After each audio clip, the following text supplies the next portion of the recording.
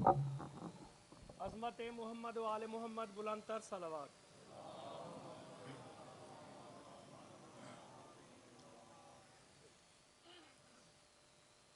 ماشاء اللہ لا حول ولا قوة الا باللہ العلی العظیم۔ اعوذ باللہ من الشیطان الرجیم، بسم اللہ الرحمن الرحیم۔ الحمد للہ رب العالمین، والصلاة والسلام علی سید الانبیاء وآلہ الطیبین الطاہرین المعصومین، ولعنۃ اللہ علی اعدائهم اجمعین۔ اما بعد، قال اللہ تبارک و تعالی، بسم اللہ الرحمن الرحیم، انما الہکم الہ واحد، فمن کان یرجو لقاء ربہ فلیعمل عملا صالحا ولا یشرک بعبادۃ ربہ احدا۔ وقالت سیدتنا فاطمة بنت رسول اللہ صلوات اللہ علیہا فی خطبۃ الفدقیہ، اشہد ان لا الہ الا اللہ وحدہ لا شریک لہ، کلمۃ جعل الاخلاص تعویلہا وزمن القلوب موصولہا۔ پر محمد و آل محمد صلوات۔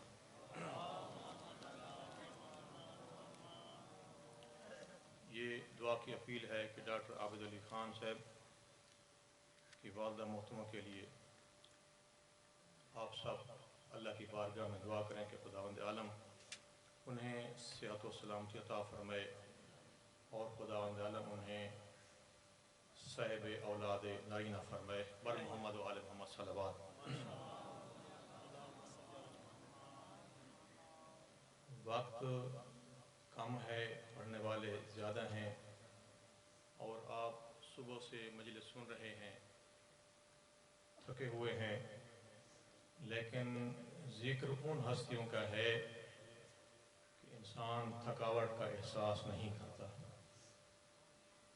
خداوند عالم آپ سب کی اس عبادت کو اپنی بارگاہ میں قبول فرمائے اور خاتمہ ایمان کے ساتھ فرمائے۔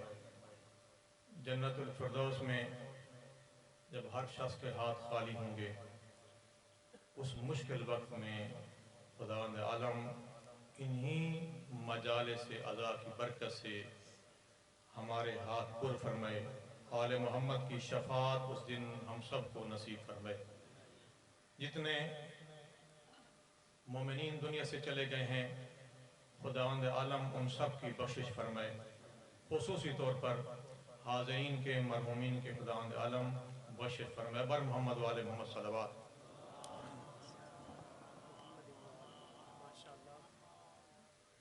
یہ آج 12 رجب ہے اور کل 11 رجب ہے، تو ہم 13 رجب کے نزدیک ہیں۔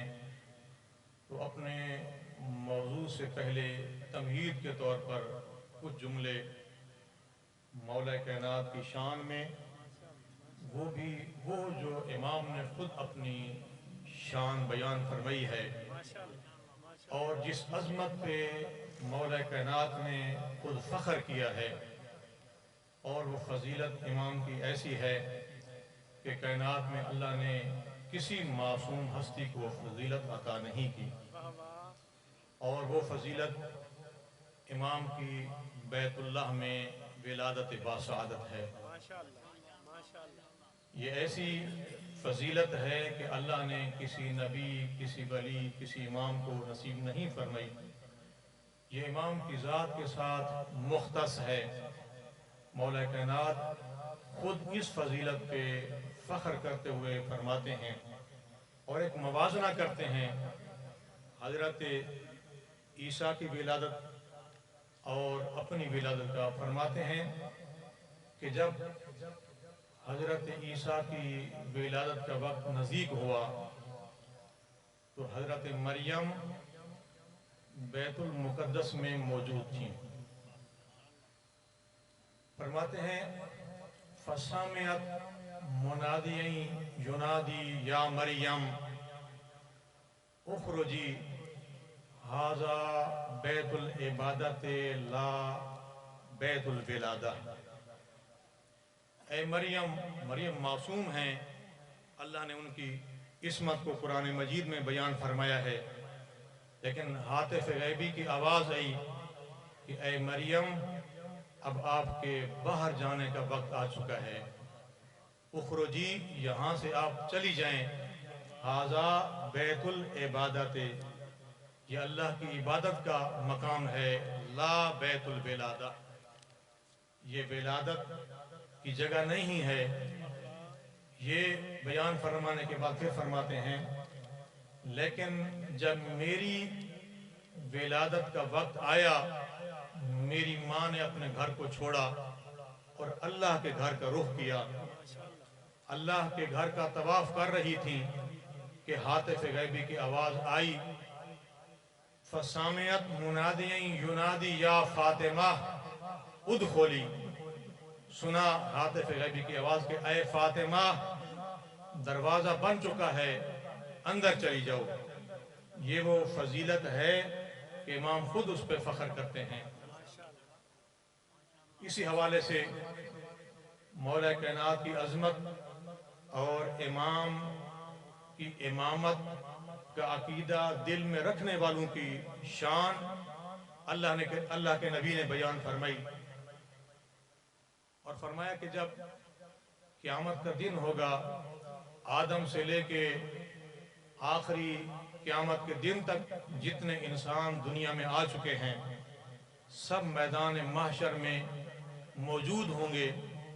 ان سب میں سے جو نورانی اور انوکھی شان والے ہوں گے، ان کا تعارف اللہ کے نبی نے کس انداز میں فرمایا کہ ان اللہ یبعث اناسا یوم القیامت وجوہہم من نور، جب قیامت کا دن ہوگا ساری مخلوقات عرصہ محشر میں جمع ہوں گی، اللہ کچھ ایسے انسانوں کو عرصہ محشر میں لے کے آئے گا، وجوہہم من نور، جن کے چہرے 14ویں رات کے چاند کی طرح نورانی ہوں گے، ان کے چہروں کی نورانیت تمام اہل محشر اپنے نگاہوں سے دیکھ لیں گے اور سمجھ لیں گے کہ یہ خاص مخلوق ہے کہ جن پہ اللہ کا خاص احسان ہے۔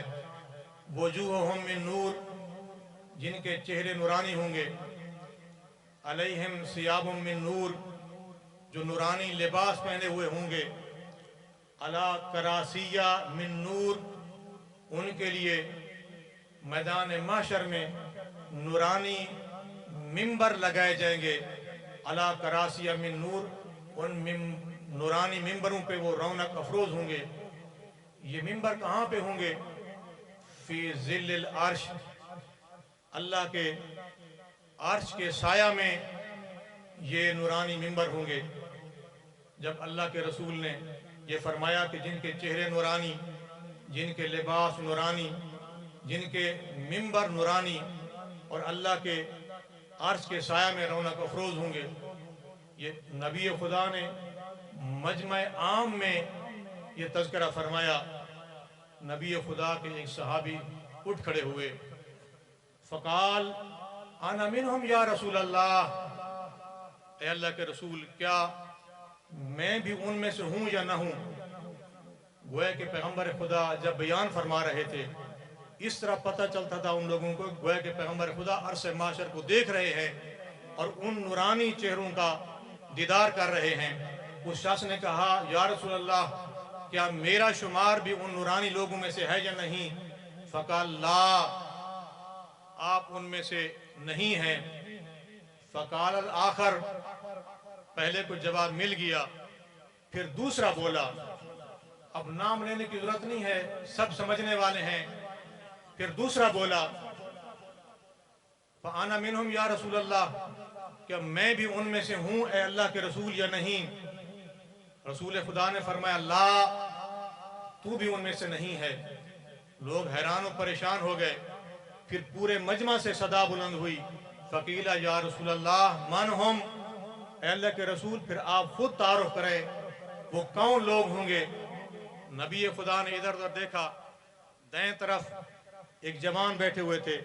فوضع یدہ علی رأس علی ابن ابی طالب, اللہ کے رسول نے اپنا ہاتھ مولا کائنات کے سر پہ رکھا اور فرمایا ھذا و شیعتہ, یہ اور اس کے شیعہ ہوں گے کہ جن کی عرصہ محشر میں یہ شان ہوگی, جن کے چہرے نورانی, جن کے لباس نورانی, جن کے منبر نورانی, اور خاص مقام کے سایہ عرش الہی میں وہ رونق افروز ہوں گے.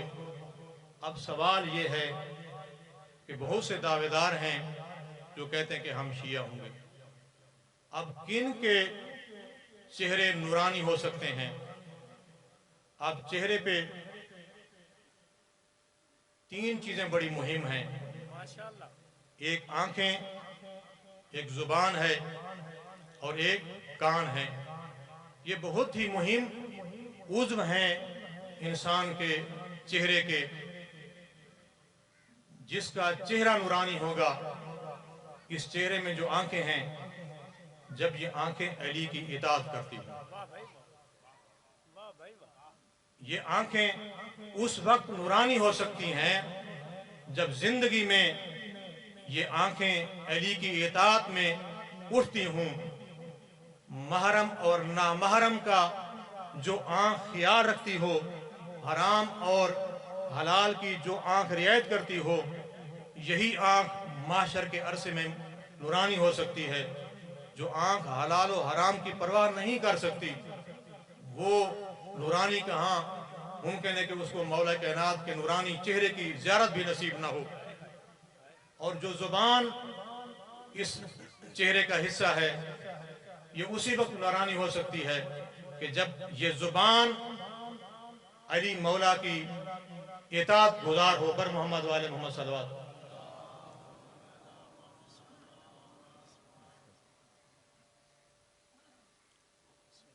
پھر بھی صلوات پڑھیں پر محمد والے محمد.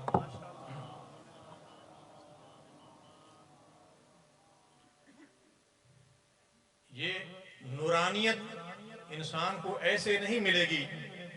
یہ نورانیت آج ہم نے اسی دنیا میں حاصل کریں گے تو میدان محشر میں یہ ہمارا اللہ کے ہاں قرض ہوگا, جو اللہ ہمیں قرض واپس دے گا. تو کان وہی نورانی ہوں گے کہ جو حلال و حرام کی پرواہ کرتے ہوں گے. انسان کے بدن پہ, اس بدن پہ لباس نورانی ہوگا جو آج زندگی میں حلال کی کمائی سے لباس پہنتا ہے. جس کا لباس حرام کمائی سے ہو, محشر کے میدان میں وہ نورانی لباس استعمال سے محروم رہے گا, اور اسے عرش الہی کے سایہ میں نورانی منبر نصیب ہوگا کہ جس کا اٹھنا بیٹھنا اوڑھنا بچھونا آج مال حلال سے ہوگا. اگر جو حرام سے گھر بنائے, جہاں اس کی رہائش ہو, غصبی زمین ہو, حرام کمائی سے گھر بنایا ہوا ہو, جو زندگی ایسے بستروں پہ گزار رہا ہو جو حرام کمائی سے بنے ہوئے ہیں, میدان محشر میں اسے وہ نورانی منبر نصیب نہیں ہوگا. تو عرصہ محشر کی عزت اگر حاصل کرنی ہے تو آج اہل بیت کی جب تک اطاعت نہیں کریں گے, اس وقت تک وہ ہمیں نصیب نہیں ہو سکتی. بر محمد وآل محمد صلوات.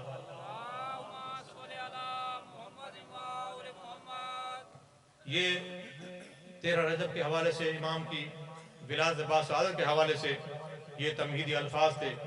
وقت تھوڑا ہے, اور اب میں, یہ مدرسے کا جلسہ ہے, یہ تبلیغی جلسہ ہے, خصوصی طور پر یہ ملت تشیع کی بنات اور بیٹیوں کی یہ درسگاہ ہے. اس حوالے سے میں کچھ گزارشات آپ کی خدمت میں عرض کرنا چاہتا ہوں, اور وہ بھی خطبہ فدقیہ کے حوالے سے ہے. حضرت جناب سیدہ سلام اللہ علیہا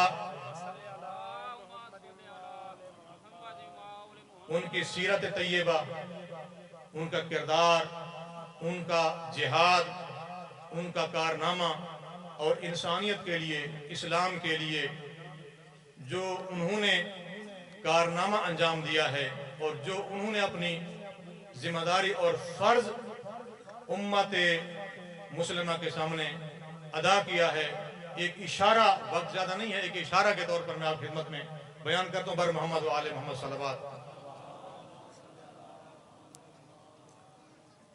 یہ بی بی کا خطبہ عام طور پر بہت کم بیان ہوتا ہے، لیکن یہ ایسا خطبہ ہے کہ جس میں اس معظمہ بی بی نے پورے اسلام کی حقیقت کو بیان کیا ہے۔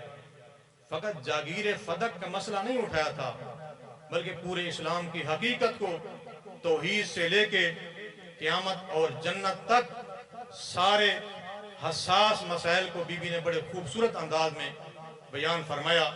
اور جب بی بی خطبہ دینے کے لیے جانے لگیں تو قرآنی تعلیمات کو لوگوں کے سامنے پیش کیا عملی طور پر۔ یہ وہ مقدس ہستیاں ہیں کہ جو کچھ اللہ نے قرآن میں بیان فرمایا ہے وہ سب کچھ ہمیں ان کی وجود پہ نظر آتا ہے۔ جس طرح پیغمبر خدا کا فرمانا کہ علی مع القرآن والقرآن مع علی، ان کا اٹھنا قرآن کے مطابق، ان کا بیٹھنا قرآن کے مطابق، ان کا جنگ ہو، ان کی جہاد ہو، اگر وہ کسی کی عزت کریں تو بھی قرآن کے مطابق، اگر کسی پہ ناراض ہو تو بھی قرآن کے مطابق۔ تو جب اس معظمہ بی بی کو یہ خبر ملی کہ اس کا حق غصب ہو چکا ہے اور بی بی اپنے حق کے مطالبہ کے لیے اپنے گھر سے باہر آئیں تو بی بی کا انداز کیسا تھا، یہی ہماری خواتین کے لیے بہت بڑا درس ہے۔ لاست خمارہ علی رأسہا، اس کا تذکرہ اللہ نے قرآن مجید میں بیان فرمایا کہ وَلْيَضْرِبْنَ بِخُمُرِهِنَّ عَلَى جُيُوبِهِنَّ۔ اس خمار کا لفظ قرآن مجید میں بی بی نے عملی طور پر عورت کو بتایا کہ پردہ کیا چیز ہے۔ اور اگر ایک خاتون، ایک عورت اگر گھر سے باہر آئے تو گھر سے باہر آنے کا انداز قرآن اور اسلام کے مطابق ایسا ہونا چاہیے۔ وَلْيَضْرِبْنَ بِخُمُرِهِنَّ عَلَى جُيُوبِهِنَّ، اللہ نے فرمایا کہ جب عورت گھر سے باہر آئے تو اپنا دوپٹہ اس طرح اپنے بدن پہ کرے کہ پورا سر ڈھانپا ہوا ہو، گردن سے لے کے سینے تک جسم کا وہ حصہ ظاہر نہیں ہونا چاہیے۔ یہی انداز لاست خمارہ علی راسہا، بی بی نے اپنا دوپٹہ اپنے سر سے لے کے اپنے سینے تک مضبوطی کے ساتھ اس کو باندھا۔ لاست کا معنی اس کو اس طرح جس طرح امامہ باندھا جاتا ہے، اس انداز میں بی بی نے، تاکہ سر کا کوئی حصہ نمایاں نہ ہو۔ وَاشْتَمَلَتْ بِجِلْبَابِهَا، اور دوسرا سر سے لے کے پاؤں تک اسے جلباب کہتے ہیں، اور اس کا تذکرہ بھی اللہ نے قرآن مجید میں بیان فرمایا ہے۔ اور فرمایا یا ایھا النبی قل لازواجک وبناتک والنساء المؤمنین، اے اللہ کے رسول، اے میرے رسول، آپ اپنی بیویوں کو، اپنی بیٹیوں کو اور تمام مسلمان عورتوں کو، مومنین کی عورتوں کو یہ حکم دے دیں کہ جب گھر سے باہر آئیں تو اپنے جلباب، اپنی چادروں کو سر سے لے کے پاؤں تک اس طرح پہنے کہ بدن کا کوئی حصہ نمایاں نہیں ہونا چاہیے۔ وَاشْتَمَلَتْ بِجِلْبَابِهَا، بی بی نے وہ چادر سر سے لے کے پاؤں تک اس طرح پہنی کہ تَعْتَعُ ذُيُولَهَا، بی بی کے قدم چادر کے کناروں پہ لگ رہے تھے۔ اس سے پتہ چلتا ہے کہ جب بی بی چل رہی تھی کہ بی بی کے پاؤں کے اٹھانے اور رکھنا یہ بھی ظاہر اور نظر نہیں آ رہا تھا۔ اس انداز میں بی بی اپنے گھر سے باہر آ رہی تھی۔ وَأَقْبَلَتْ فِي لُمَّةٍ، اور ایک بی بی نے عورتوں کا ایک گروہ تیار کیا۔ جس طرح یہ معظمہ بی بی میدان مباہلہ میں باطل کا مقابلہ کرنے کے لیے گئیں تو سامنے اللہ کے رسول تھے، پیچھے مولا کائنات تھے، اس حصار اور انداز میں، تو اب یہاں پہ حق کا مطالبہ کرنے کے لیے جب بی بی گئیں تو بنی ہاشم کی خواتین اور مسلمان خواتین من حفظتہا، वन्निसाए कौमिहा, ऐसी खवातीन को जो बीबी की हम नजरिया और हम अकीदा थी, ऐसी खवातीन को अपने साथ लिया और उनके झुरमट में जब बीबी चल रही थी पता नहीं चल रहा था कि मुअज़्ज़मा बीबी किस तरह और किस अंदर पहचानी नहीं जा सकती थी। तो ये एक मोमिन औरत के लिए बीबी का पैगाम है। अपने हक का मुतालबा था और साथ साथ कुरान की तालीम थी कि किस अंदाज में एक मुसलमान खातून को घर से बाहर आना चाहिए। आजकल के जो हालात हैं, सबसे ज़्यादा हमारे माशरे के लिए जो ख़तरनाक चीज़ है वो हिजाब और पर्दा है। इस लिहाज से हम अहले बैत से जितना हम हमारी माँ बहनें पर्दे की रियायत करेंगी उतना हम आले मोहम्मद के नज़दीक होंगे। जितना हम पर्दे की से दूर रहेंगे उतना हमारा ताल्लुक आले मोहम्मद से कट जाएगा। तो ये अंदाज था बीबी का घर से बाहर आने का। और अल्लाह ने कुरान मजीद में जो हुक्म दिया है कि एक खातून को किन मर्दों से पर्दा करना चाहिए, पर मोहम्मद वाले मोहम्मद सल्लल्लाहु।